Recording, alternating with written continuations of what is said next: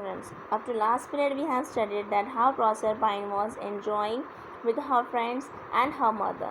Then we also studied that how her mother was caring about Proserpine. But one day Pluto saw her and he decided to marry with her and made her queen. That's why he carried Proserpine towards his land. She was crying, but after that she was carried away by Pluto. And whenever her mother returned at home, she was finding her. She was searching her everywhere, but she could not find. Then she started to cry and she became upset and she was crying for the help towards the god Jupiter.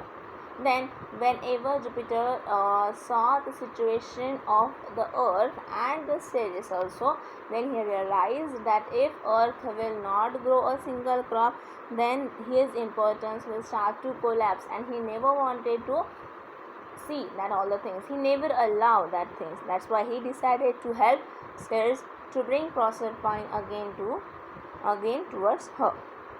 What he said, you can see on page number 7. I must do something, he said to himself.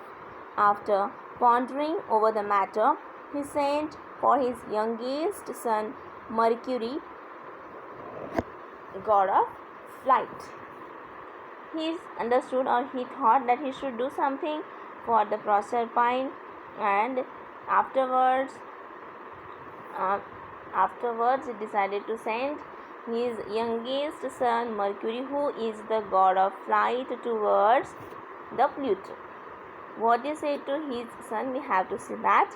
He said, my son, he said to the handsome god with tiny wings attached on his head and feet, go to my brother, your uncle Pluto, and get Proserpine back. He then told him all that had happened and how Ceres, in desperation, he was destroying all that grief. It was destroying all over that grief on earth.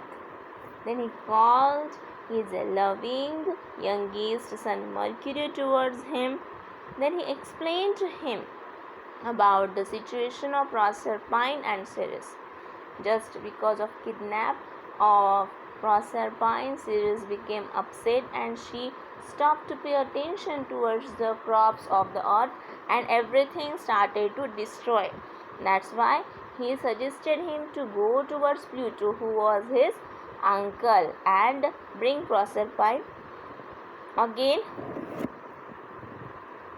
with him. Meanwhile, Proserpine cried and cried desperately, waiting to get back to the earth, to her beloved mother. Here in underworld, what happened? Proserpine wanted to go towards her mother Ceres. That's why she was crying and crying, because she wanted to go towards her beloved mother.